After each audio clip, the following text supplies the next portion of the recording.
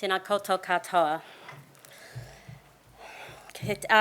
So I work at Te Kunihira Taio ki Waitaha, so Environment Canterbury, as in the role of General Manager Regulatory Services, but that's not the role I've always been in, and I must admit, working yesterday with Jenny Bond and then seeing Julia today, we worked together in this land management advisor roles. Back in 2007 I started at Environment Canterbury, so very much got my heart in how we help people to know what they need to do and to be doing it in the work they do, and it's something that I bring through to me in my current role. I wanted to take a moment today, thanks Gina for your talk, but I want to take a moment to step back a bit on what has happened in Environment Canterbury as we've had over 10 years of having farm environment plans in regulation, and some things that have gone along the way to make that happen. So it's this idea of, we learnt some things. You guys have a big mahi ahead of you for understanding how you're going to implement freshwater farm plans and the role you want to play, and we'd like that to provide you with some things to think about that you might pick up, or you might go, there, that's not going to work. So the idea is to be able to do that. And this is a session of two halves. So I'm talking on behalf of the Regional Council, the regulator, the plan writer, and the ones that then had to work with the community to implement those plans and those rules and provisions. But after morning tea, I think is an even more important conversation, which is all those other people that had to put their shoulder to the wheel to get the community to implement those regulations. And that's that panel discussion we're going to have with farmers, auditors, collective leaders, etc. And Cam touched on some of this yesterday in his presentation as his role both in the Zone Committee but also as a farmer in the Waimakariri. So I just really want to acknowledge that councils can do, and central government can do all they want, but if it's not got the boots on the ground doing the work, we're not going to get the outcome. I just want to reflect also that 2010 was the last time NZARM was here in Canterbury, and Julia Crossman, who's here today, did a lot of the mahi to make that happen at the time, and it was situated in November, just after the Darfield earthquake and before the February earthquakes. So I'm just putting a bit of context there about what else was happening in this 10 years here in Canterbury. And one of the reasons I really pushed for the social drinks to happen at the Church Brew Bar last night was that just opened this year from the last 3, 4, 5 months from the earthquake. So sometimes adapting to things take time. Okay, so that's another thing just to carry away. But I want to recognise, I've talked about what we wanted out of the organising the conference, but I need to acknowledge a few more things. There's a lot of people in this room that set the scene for the work of Environment Canterbury that is not me. So I didn't do all of this, and I want to recognise those people. Some of them still work at Environment Canterbury, and we've got new employees here today. Some are in the room now in different roles and capacities. But, you know, during the break and lunchtime, question them, ask questions, ask what role they played. I encourage you. I'm also talking a little bit of the reflection of what it took us as an organisation to change and how we worked with the community.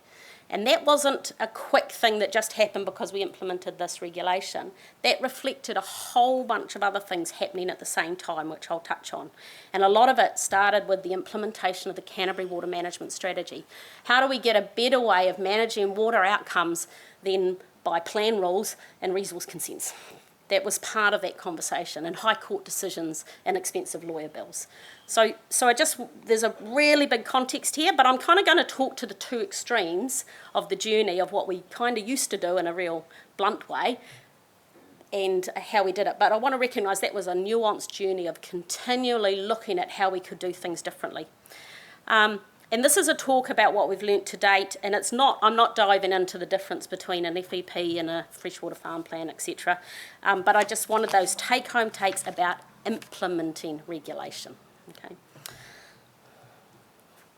So I just looked back and realised in 2012 I did a presentation, 2014, can't even see the date, in Wellington, and it was off the back of some work that Ian Brown had been doing, who's here today, and myself around implementing the Zone Canterbury Water Management Strategy. Now, Cam talked a little bit about this yesterday around the fact we have 10 zone committees. He sat on one, how do we work in collective to understand the water resources and what we want in our region. And there were lots of work streams within the Canterbury Water Management Strategy, and in particular we were discussing this action on the ground on the right there, and it was around land use and water quality, and it was a discussion, and we were exploring how farm plans could play a role and a tool to do that. But notice, the next column in was environmental limits and the regulatory framework. So that was looking at how do we set limits about water quantity and water quality as well. So just wanted to put that context of we were looking at a whole range of things. But at the end of that presentation, we'd learnt some things that I just want to run through, because I think there's a few of these that'll resonate from yesterday's talks.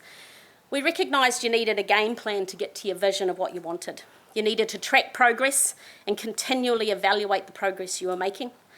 You needed to adapt as you go, and if it wasn't working, don't keep doing it. Okay, you need a team to do this, but you've got to think that team isn't you as a council employee. That team is from the perspective of the landowner who needs to make the change. So who's the team they need, and what's your role in that?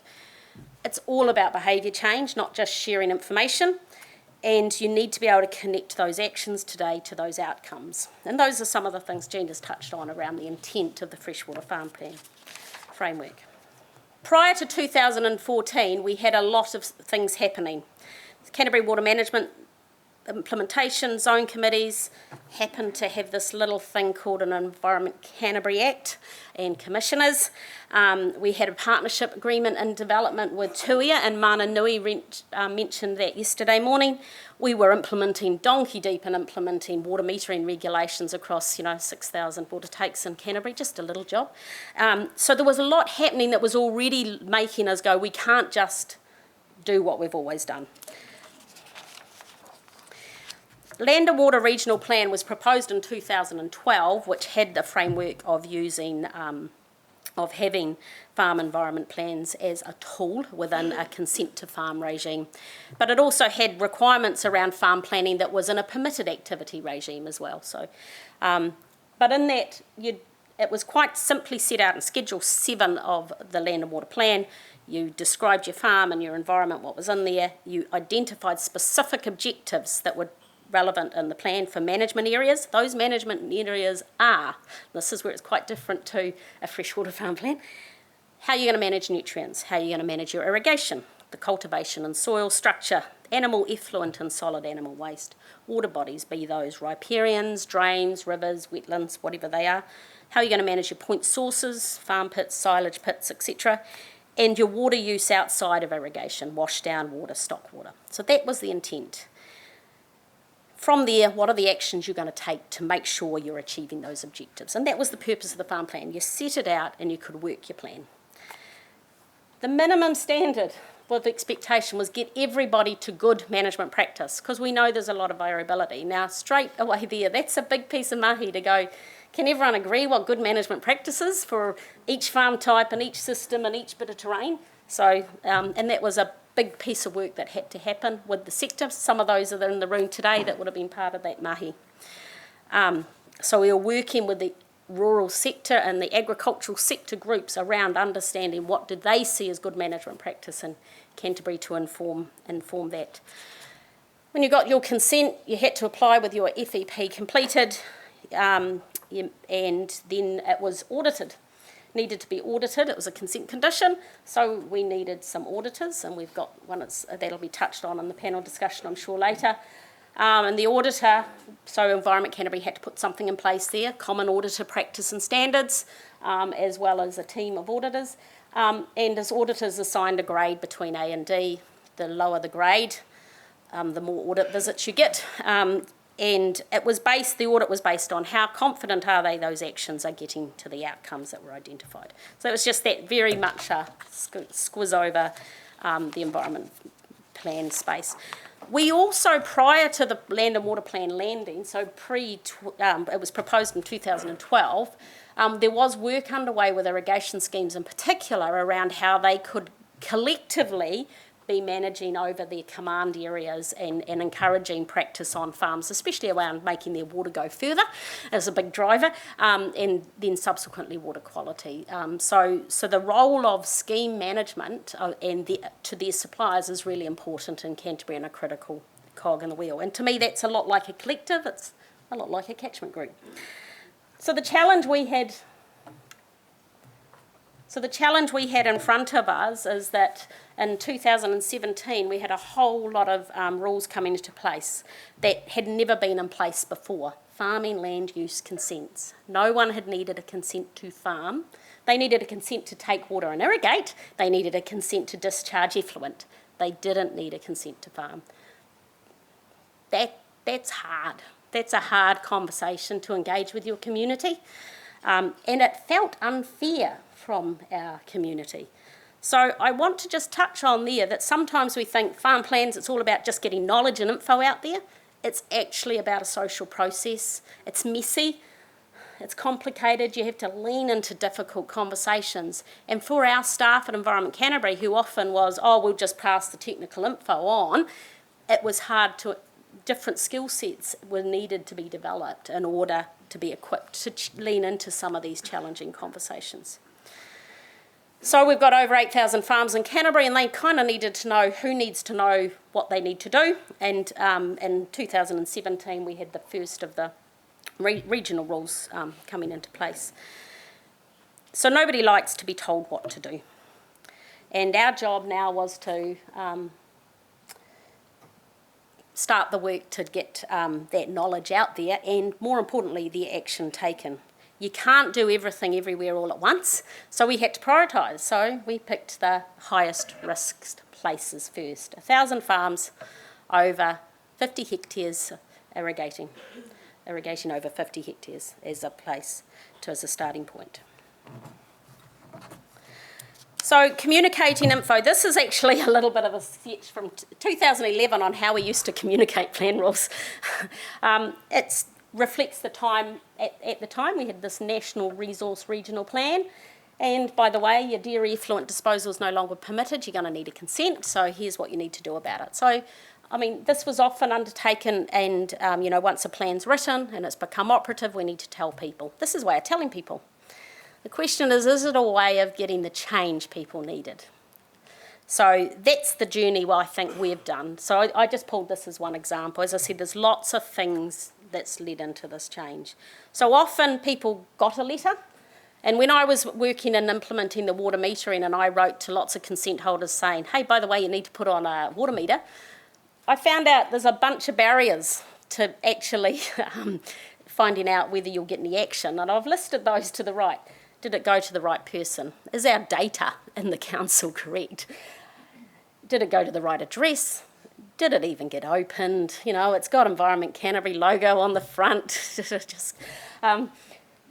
Is the content easy to understand? Is there action needed, and is it easy to know what that is? And then how do you know action's actually been taken? So we really reframed how we went about things to reflect some of this. And I just use this as an example to feed into other things we did. So we can tell, and it kind of ticks the box, done that, there's a new plan, new rules. And then when the compliance visit comes and you find out you're non-compliant, then you'll address it. So we wanted to change the dial on that. A key factor here is understanding your audience, and another insight from the water metering program is, funnily enough, irrigators in Canterbury didn't ring up the regional council to find out what type of water meter to put onto their irrigator. I think at times our staff used to think that's what they would do because we had all the info on the website. It's a bit like the web banner, but actually they rang up, or they called Irrigation New Zealand, or they rang up Rayoniers and Plains Irrigators, etc. So we knew we had to work with them so they knew what the situation was and what they needed to help us support the clients to take action. And it was in their interest to, of course, there's a bit of business to be made and putting water meters on. So how do you galvanise that support and capacity to do it within the region? And it's a similar story when we implemented farm plans. There was a lot of talk of there'll never be enough auditors. I think we have a pool of auditors of about 20 in Canterbury now for our sort of over 3,000 farms that have been audited at various frequencies. So I kind of go, but you need to work with the right people, and you need to understand the farmers. And this starts with, where do they get their information? Who do they trust to get their information from? How do they want that information? If they don't trust us at Environment Canterbury and your regional council and the regulator, who do they trust, and then how do we partner? And sometimes in doing this, we have to as a council, let a bit of control go. We lose the narrative, but we'll probably get the outcome. So I just encourage councils and council employees at this time to think, how much do you actually need to control some of this stuff? So we invested in some social research, sometimes under-invested in by councils, lots of nice technical sciences and water quality reports and stuff, but when it comes to understanding the social research, we miss a treat. And found out some, really useful things.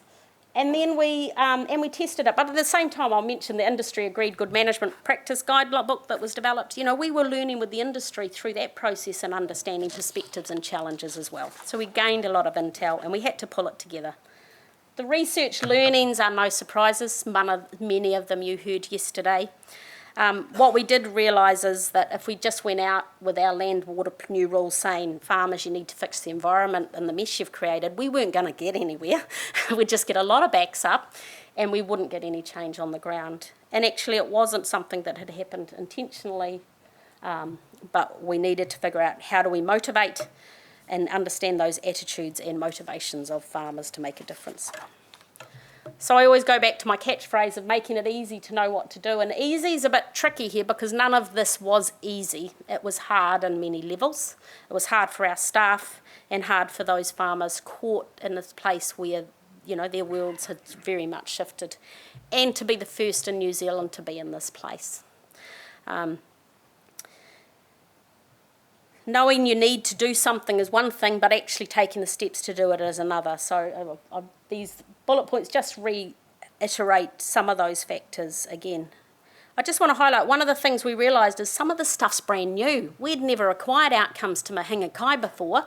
Who knows what that is? What do we do about that? And as council, we employed staff members. So Mana Nui's first, who spoke yesterday, was our first Paumata Ko role in council in order to be able to go out on farm, give the woolshed talk, equip farmers in the lower Selwyn area to understand what this cultural zone around Te Waihora meant and what was achieving outcomes for Mahinga Kai looking like. So sometimes council's got to recognise we need to change the skills we've got and bring in new skill sets. And sometimes we just need to recognise we're not the best person to deliver it. So as we took the campaign, we started to build this idea of a campaign approach, very multifaceted, behaviour change, targeted communications that's really appropriate for the audience and engaging, and lots of face-to-face opportunities, and a mixture of whether that be led by industry, led by farmers, zone committees, or staff events, and how do we become a resource on tap rather than thinking we have to do everything. So I've got sorry, I'm not very good on my controls today. So this particular campaign related to those first 1,000 farms that we needed to follow up with 1,000 farmers around the fact they were going to need a farming land use consent. So we did a package of direct mail out, but we followed it up with phone calls. We had our staff on the telephone ringing farmers to ask that question, did you get that, did you understand, is there questions? We made events, we made the right people available, we put lots of information. So here's the direct mail out pack that was developed. This is where sometimes comms is really, has got its place. So we're slightly less formal than the one I put back earlier. But it was trying to go, how do you make it really easy? How does it make it relevant? How does it make it simple to understand? So it was this 5 steps to get your resource consent. And all along the way, it was trying to be casual, relatable, develop trust, etc. But where to go for help being really an obvious point of call.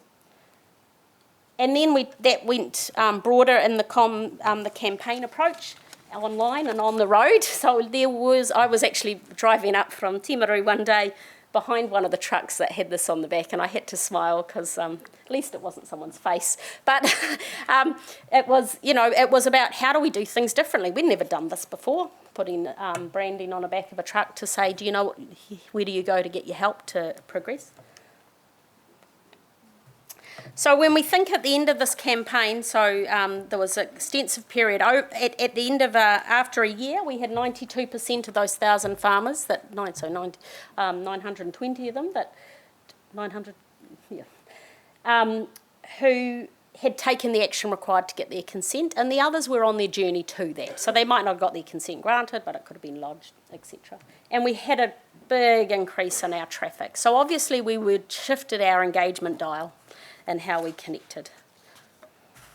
We got some good feedback along the way, actually. So this is a quote that came back from this continual evaluate from a mixed farmer in Darfield. He just went, I think there's a number of people who think this will all go away. There might be some of that at the moment. I think some were hoping that with an election, but there we go. But you need to know what's going on, and when you demystify the process, it's not as bad as you think once you get to grips with it. So how do you take the fear out of things? So one of the, in the South Canterbury, Lower South Canterbury region, there was a sub-regional plan went in place that had another iteration of rules, so it was kind of bespoke to that zone, and we needed to communicate with that audience specifically. We actually had this farming couple who put their hand up to be the face of the campaign. That's a pretty ballsy move from a farming couple in Canterbury to do that. So that says some of the gains we'd made as a council and through the zone committee work that they were willing to do that. So very powerful. They were farming leaders in their zone, and they were on billboards down State Highway 1. And they were in the local rag, free paper and the published media. But notice we paired this with drop-in sessions, and these wasn't 1 hour meeting of churning out information. These were sit down with that consent planner who's in the room that could help you, or that land management advisor who might be able to navigate you with your farm plan map and all those other things, and with industry. So creating multi-opportunities for safe conversations, farmers realising they're not in it alone, that others are caught, because sometimes it's the isolation of feel it's just been done to me. So we've got clear information. This is our latest Farmer Hub webpage. The one from 10 years ago is kind of archived somewhere. But it was trying to make, again, how do we make our online specific and easy for farmers to navigate, rather than it being in the plethora of how to join a council meeting and what's happening in navigation safety, etc. That's on our big website. So make it easy. And a real key is support along the way at every opportunity. And through council over times, we've always done this to varying degrees, but what we did see was a coming together across the business in a way that I'd not seen before in my history at Environment Canterbury, where we engaged collectively for the purpose of engaging with our rural community, with our comms, our customer services, our consent planners. We had more consent planners with farming skills because they were processing farming consents. All of those things you need to think about. What does getting success need to look like? But you need to create those safer environments, and we've got to be really honest that councils don't create those. It's a bit like the Dairy NZ versus the Beef and Lamb Field Day. So let go. Just let go and go what's best for the person who needs to make the biggest change. So in summary, I just really wanted to highlight it's not actually about the farmers making all the changes. Sometimes it's about us and our own organisations realising we need to change how we're doing things. Mentioned working across the business, new skills, we'd never foresaw the need for new roles like Palmetto within our council, but that's what was needed to get the mahi done. Got to put yourselves in the farmer's shoes and invest in that social science, market research, understanding. Don't just assume because you work with farmers you know what they think. But fact check it with independent inquiry into that, okay? Have a plan that's got lots of facets to it. Don't just stick to writing letters. So make it diverse and recognise everybody comes in at a different step on the journey and need a different aspect. engage with partners and others who can help, and actually step back out of it as the council. We might lose some control of the narrative. And that can be quite scary for councils when they're used to going where we know what needs to happen. Track progress and be prepared to adapt. You need to be doing some monitoring, and you need to learn from what works and what doesn't for your region. And what works in one catchment won't work in another, because we all know that everything's unique. And get creative and relevant and have a bit of fun along the way. I mean, this is hard mahi for everybody.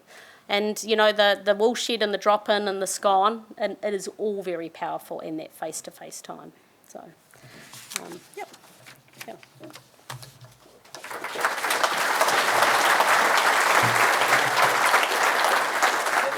There are a large number of there are. questions, so maybe we can start from the top. Oh dear.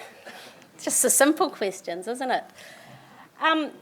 Are we now seeing the anticipated water quality outcomes that FEPs have tried to address? I would say in places we are. There were some places within Canterbury that we know they didn't deliver the water quality outcomes we had hoped, because the framework wasn't more stringent enough, and our high country is an example of that. But in other areas they definitely are, and we've got that next, remember, because we've got that next wave of not only are people now at GMP for their nutrient loss, they're actually having to reduce further their nutrient loss. So there's a tag phrase, going beyond GMP was what was used, so we're getting further reductions in what their activities enable. Are we seeing...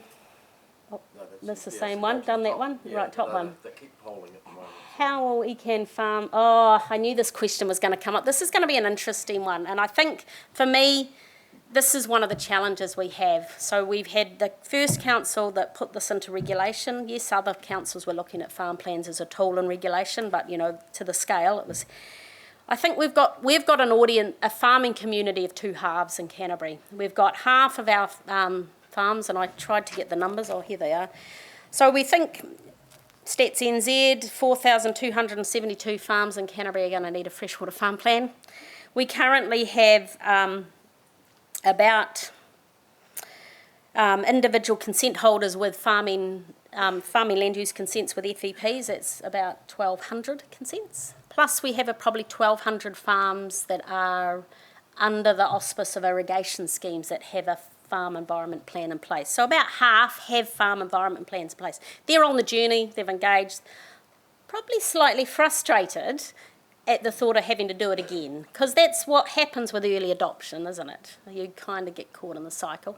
But the farm plans are quite different, and although we explored farm plans being used in a collective sense, the consenting process drives it very much to an individual sense. So I think there's an opportunity around that, you know, together in a catchment are all the farms getting what needs to happen in that catchment, which are currently, and so the catchment context idea was be useful. So we're kind of looking at how do we support transitioning our farmers that have freshwater farm environment plans so they still comply with their consent conditions, but it's adapted so it also ticks the box for a freshwater farm plan, because we don't want those farmers, and I've had to stand in council more than once, having to have two things. Okay, that's not what we want. However, we've also got an audience who have got nothing. They don't even have an irrigation consent with Environment Canterbury, so we've got a totally different conversation with over half of the farmers that need freshwater farm plans to engage, and are probably a little bit in denial about what's ahead of them. So I know that's hard mahi for us to do, and for that community. Cool.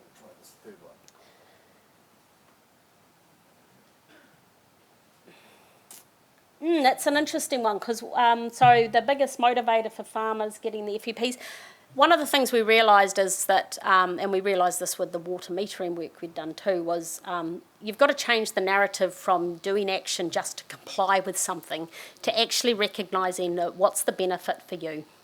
You know, the opportunity to improve practices, identify outcomes, have it as part of your broader strategy for your property, succession planning, etc. What's the environment you want to leave? So there was very much that narrative of trying to not frame it in a regulatory stick point of view. And that meant talking with industry, including, and when we spoke with the rural sector, we also were talking with the banks. So that's another important aspect that was in play. I'm probably going to stop it there, Yep. but there's a question here. Would you be able to put your tips into a video for us to teach our team? And I don't know who the team is. And how did you go about upskilling your team? Now, I believe the talks are being recorded, Yep. so some aspects of this will be Yeah. available on the NZARM website, but that's a request to you, Judith, All to right. maybe condense some of the experiences into a teaching resource for other councils. Cool. So I think we'll call it Thank you. there. Would you have a comment to make on that? No, happy to. So the concept of recording the sessions is actually, it's part of, they become part of the NZARM capability builder. So they are a resource for everybody to use. So that's a good, and I think we did do a session for Environment Canterbury, I think Tammy Woods, before she headed up to Northland, ran a bit of a session about this narrative as well. So there's possibly something already there. Cool. Thank you. So